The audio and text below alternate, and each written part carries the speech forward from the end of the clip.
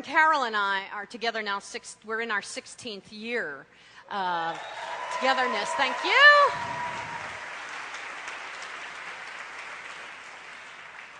And I'm remembering the time back in the very, very first year, and you know how that first year is. Oh, God, do we know how that first year is. In fact, we spend the whole next 15 years looking back on the first year, saying, you wouldn't do this if we were in our first year. And I'm remembering back to a telephone call that she made. She made a telephone call to me, I don't know, in the second month that we were dating. And she called, and it's the call you never want to receive. She called and she said, I can't, without a hello, I can't go on with this relationship anymore. I can't do this anymore, she said. Your heart stops, your bowels get all watery. It's like, what? Where did this come from? What just happened? What did I do wrong? She said, it's just too much. I can't breathe.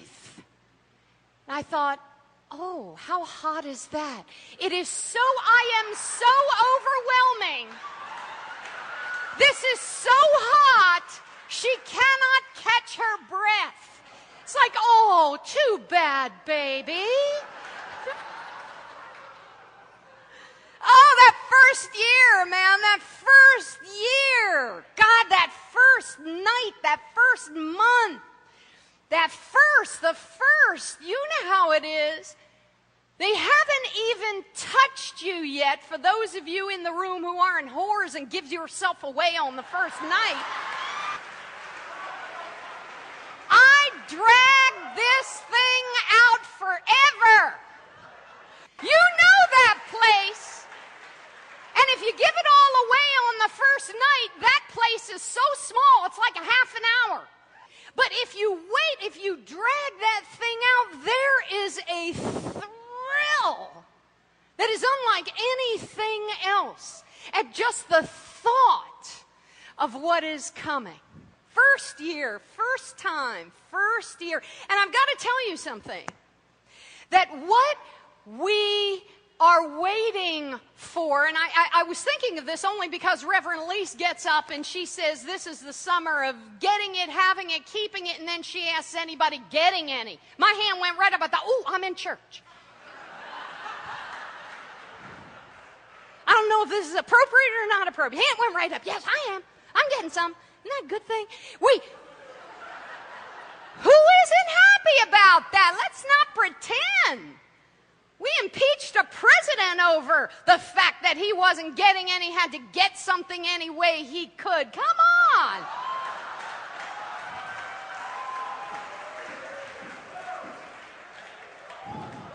It's primal. And we think our creativity is separate from our sexuality. It's not separate from our sexuality. It is our sexuality. When we are in that energy, man, we're creating up a storm. So here she was calling me, telling me that she's breathless, and it reminded me of the time that I worked many years ago with a woman who fell in love, and I'll be darned, from the day she fell in love with this man, from that day that she fell in love with this man, she started to have troubles with asthma. Right? Not the good kind of not breathing, but the kind of not breathing that comes from, I'm doing something wonderful, why doesn't it feel wonderful? You ever notice that? You're doing something wonderful. You finally arrive at the place that you want to arrive at. And suddenly, she couldn't breathe. And when she traveled down, as we talk about Sunday after Sunday, traveled down to the place inside of her, the place inside of you, that knows everything, that's forgotten nothing. Because we have to remember we are living these marvelous dual lives. We are human and we are divine. We are here on this earth, and a part of us has never left the kingdom. We have a left hemisphere, a left brain that plants us in this world and processes everything that happens. And we have a right hemisphere that is connected to all things. There's a part of us that is so separate and believes everything is separate from us. And then there is a part that is absolutely connected with everything and with everyone and knows that whatever it is you need can be provided for at this moment. We both have this. We all have these dual natures. So when we talk about killing off a side of ourself, a little side of ourself, the ego side of ourself, we miss the point. This is the dance. We're meant to have both sides. We're meant to have the dual natures. There's a purpose. And even on the spiritual path, so many teachers and teachings get lost in the fact that we need to get rid of one in order to celebrate the other. We need to put down one. We need to walk away from one. We need to shut one up so that we can finally be the divine essence we are. But you cannot be in your divinity unless you are right smack in the middle of your humanity. You can't be. It's not possible. You will only find yourself in your wholeness when both these sides of your nature are working in harmony. So she goes down to this level, to this deeper level of her mind. We contact it through, as Jill Bolte Taylor, the brain scientist, will tell you in her words, we take a step to the right. Such an elegant way of positing a symbol of turning ourselves to our right hemisphere and engaging its knowledge. And what is its knowledge? It remembers everything. It witnessed everything. It was there. It was there in the moment when love was first felt in your life. It was there in the moment when everything happened to you. The first time you experienced anything, for better or for worse. And there she recounts. She sees a photograph of herself as a little girl sitting in a closet, a tiny little airless, windowless closet. And she knows the minute she sees this little girl, it's her. You can feel that. And she asked this little girl what she wanted her to see. And this little girl that was her said, see my tears. See my aloneness. See how I have to hide in here. She said, why do you want me to see these things about you? She said, because when you see these things about me, you will stop putting me into hiding every single time love comes. Because every time love comes, you put me away. Every time love comes, you make me disappear. Every time a man comes into your life, I'm out of here. Every time you think something might happen, you take me and you put me in this back room and you shut the door and then you show up without me. And it never works out because without me, love is not possible. Without me, love is not possible. Without that little child inside of you, love is not possible because that's the part of you that is love. That's the part of you that already is love. And if you're looking for love, that's the very part you need because that's the part that's going to attract good love into your life. That's the part that is going to vibrate out and bring to you that love that can love you back. But you've got to take me out of hiding. And when she asked what the truth about the asthma was, she said, you're having these asthma attacks because I can't breathe in this tiny tiny, airless place that you stick me in ever since love came into your life. Get me out of this airless closet. What a brilliant metaphor. What a brilliant thing to know that there is a place inside of you that knows exactly what you need to do and how to do it in order to bring love into your life. But here's the thing. In order to bring that love in to your life, you have to bring that love out of yourself in your life. In order to bring it in, you have to get it out. In order to bring it in, you have to let it out. So when they say on this path, everything you need is right here. Don't you hate that? Everything you need is right here. Right here is the answer to all your problems. Like, yeah, where is he? He's not here. I'm here alone. Look in the bed. Nobody's sleeping on that pillow.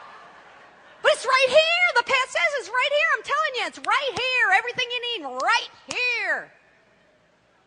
And it's impossible to see it with your human eyes, which is why we get so pissed off.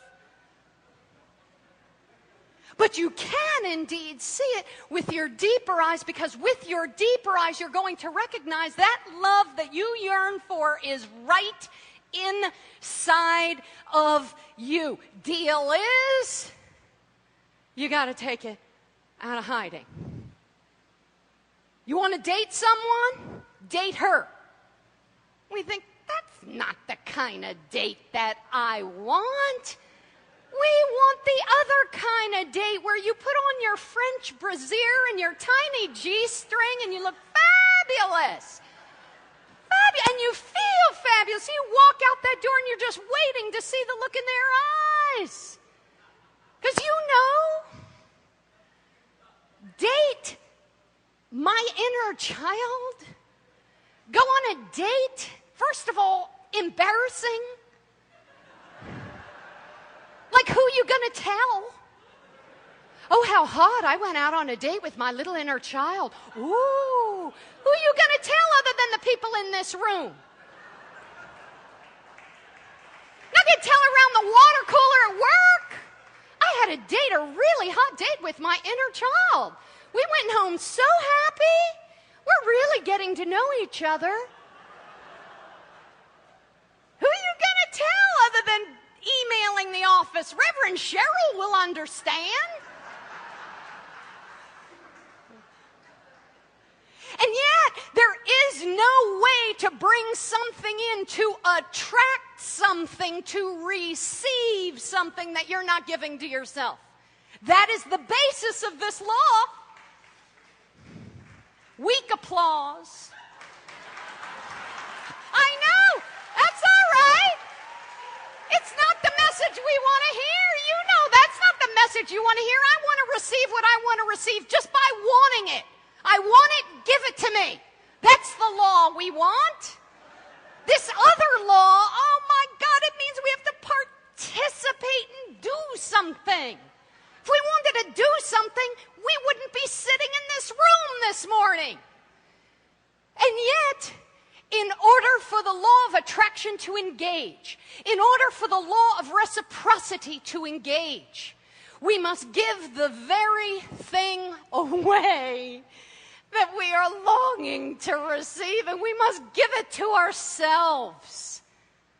We must not only take that child, and it's not a little person, and it's not a little me, and it's not a little adult, and it's not a little man, it's not a little woman, it's a child.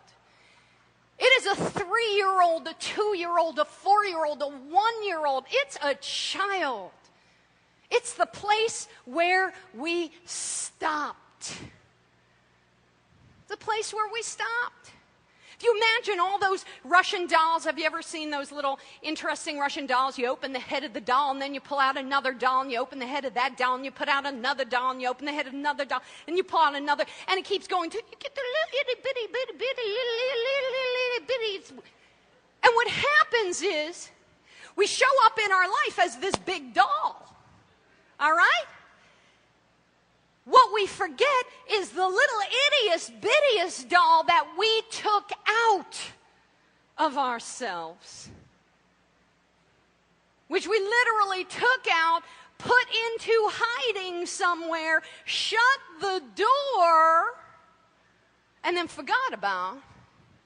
And then we show up in the moment. We look good. We smell good. We talk good. We got everything going on. And yet something is missing. And we don't know what the hell it is. Because we can't see it with our human eyes.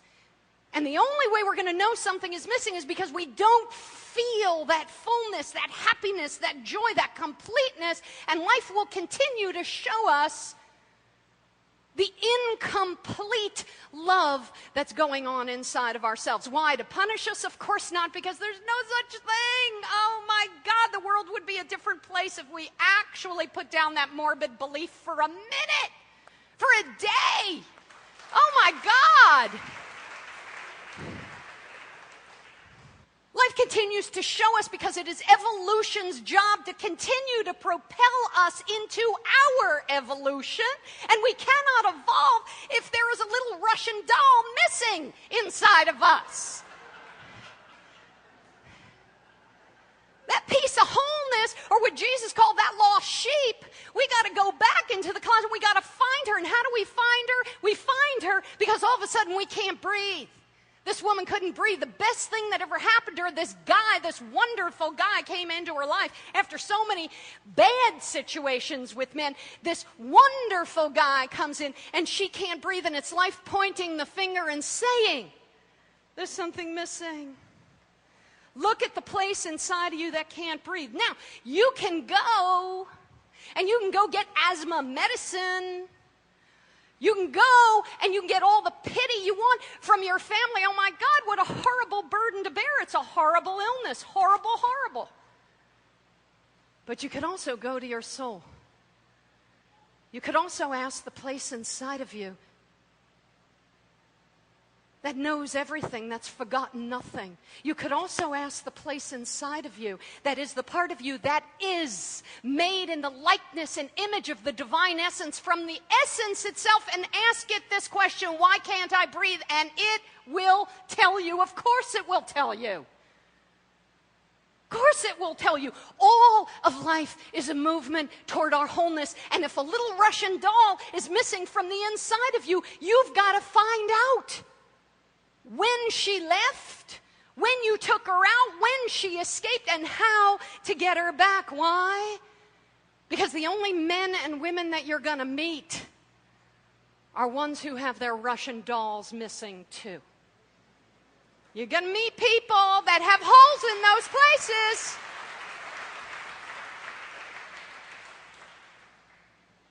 Because if life is a mirror, and that is a law, life is a precise and utter reflection of your entire consciousness, then what you're going to get is exactly what you are. And instead of saying, oh, it's about this guy, it's about him. See, it's not working. This is bumming me out. This is not a good thing. Instead of going there first, go here first. Go inside first.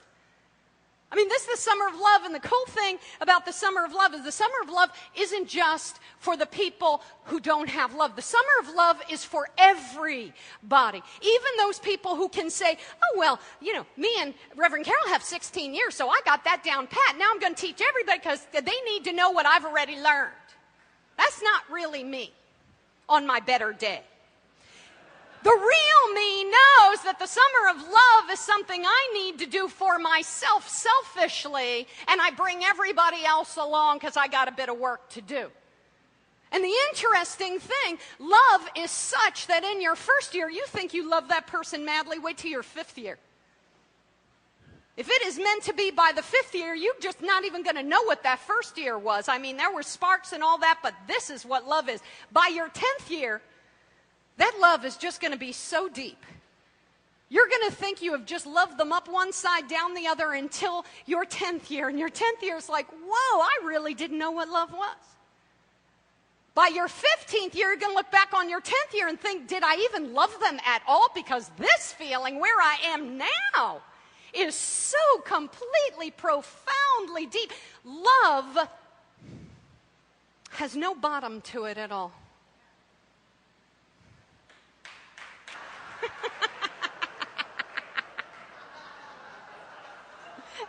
You think you're already in it, you're in it at the level that you're in it, and there's a deeper level to go. It doesn't end. When my grandmother died, I didn't want to go to her memorial service because I knew it'd be run by a rabbi that didn't know her.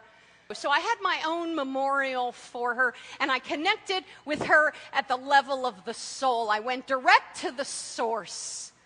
I'm not much for show. I'm not much for things you do because you're supposed to do them. I rarely do things that you're supposed to do because you have to do them, which is a good thing for my freedom and a very bad thing for familial relations, trust me. You're not coming to her memorial? Yes, but I can get to her soul directly. Click. So, trust me, it was just like that too. So I connect with her soul and I ask her one question which profoundly impacted me. And this is the level of the soul. This is who we are. We have two stories going on simultaneously and two brains juxtaposed to handle both simultaneous stories going on. Little bit schizophrenic, yes, but once you learn how to balance and dance with them, you understand that this is built into the system of what's called our humanity for a reason. And so I asked her, what do you know now that you didn't know yesterday? That you didn't know yesterday when you were alive. She died at 93. What do you know now when she's walked through that door and she's spirit alone, essence alone, with no body to weigh her down, no old stories telling her what to believe and not to believe? And she said this sentence, one sentence. I've never forgotten it. She said, we live in a land of love. We speak the language of love, and we barter with the currency of love. One sentence.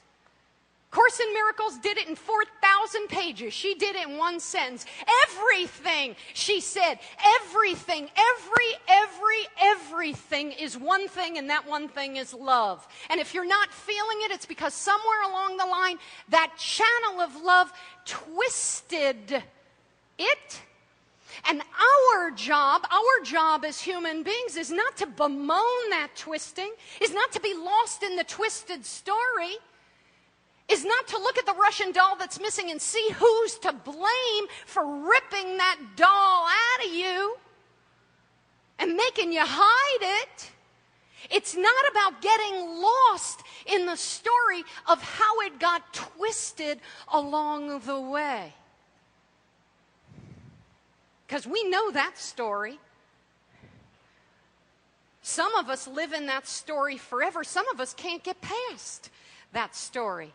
Some of us refuse to leave that story. Some of us cherish that story, and we call that story our entire identity. The point is to take a step to the right, to take a step out of the human drama for a moment, to look at the spiritual drama, to get out of the human perspective for a moment with your human eyes into the hero's journey with your deeper eyes, your soul's eyes, your divine eyes, the eyes within, and look at the twist, where it got twisted, where love, the only energy that exists at the bottom of everything, the through line. The Easterners will call it bliss. She called it love. They say bliss is the primal energy. She called it love. Love is the primal energy. You're looking at the situation so that you can see where that distortion happened, where that twist happened, where, as we talked about last week, that prick on your fingertips in the field of wildflowers happened so that you can heal it so that you can pick up that doll, open yourself up, and put it back in its place. Because the craziest thing is, if we get stuck in the story of who stole my doll, it's my dad who did this, my mom who did this, it's them who did this. If we get stuck in the story, we miss the point. Because the point is, when you ask your child, who did this to you? Isn't that what we want to ask? Because man, as soon as we finally get our soul on our side, I ought to pound you. It's like, now I got proof that it was you who messed me up completely. And now I am right and you are wrong. And we think that moment is going to be the moment of our liberation. And the Course in Miracles says, hey, you want to be right or you want to be happy? Pick one. They're two different things. Here's the crazy thing. So we ask, who took this doll? Who did this to me? We want to know that. And what we discover is an extraordinary thing, because we're on step 8. We're talking about forgiveness this week. Is a parent will step forward and say, it was me. Yes. Your exuberance was too threatening. Your differentness was too frightening.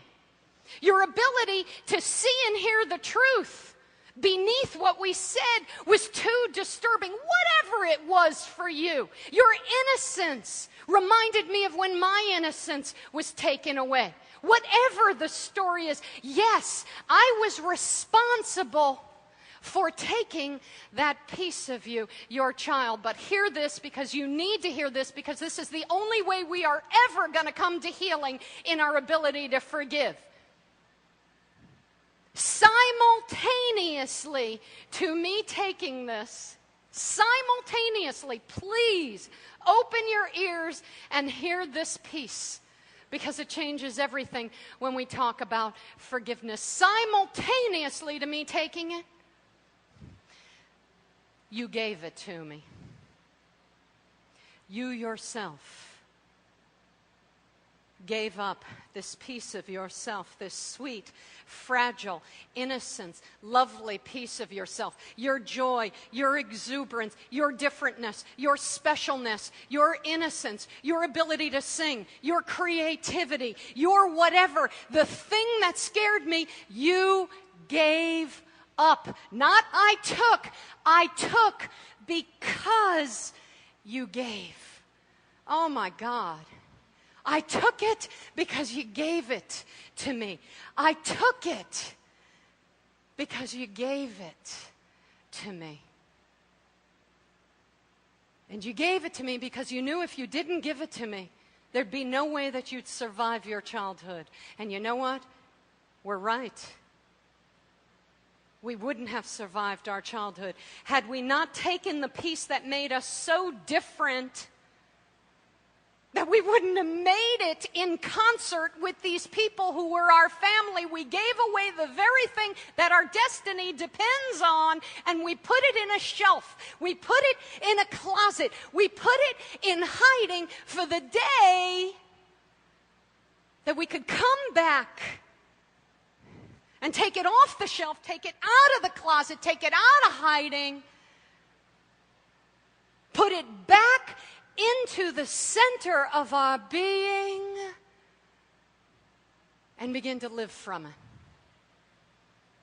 And we said we'd do that as soon as we were ready. We said we'd do that as soon as we were strong. We said we'd do that until at the point at which we were safe. And we come back to it not because, oh, look how spiritual I am, I'm going back to find my missing doll. We come back to it because we can't breathe. We come back to it because our addictions won't stop. We come back to it because we're filled with resentments, and we can't live this way much longer because we're going to have an embolism if we hold everything in. We come back to it because we cannot live well anymore without it, and we don't even know what without it is until we get on the path and we find that out. We're destined to come back and take it out of hiding. That's the story of our lives. So when we talk about forgiveness, we understand that forgiveness can only happen permanently when we understand that that which was taken, we had a hand in giving for the wisest reasons of them all. In radical forgiveness, Colin Tipping will say that until you get to the place of thank you, not to the place of F you, to the place of thank you. F you is a step on that journey. When we get to the thank you, we understand that that which was taken, which we gave, was done so that we would survive, which we did, and arrive in the next part of our life and take it out of hiding uninjured and breathe life back into it and breathe the breath of life back into it and breathe some life back into it so it comes back to life, because while it is intact, it needs our life force to breathe it back to life. So why did we start with talking about dating? We started because it's time to take that little child on a date.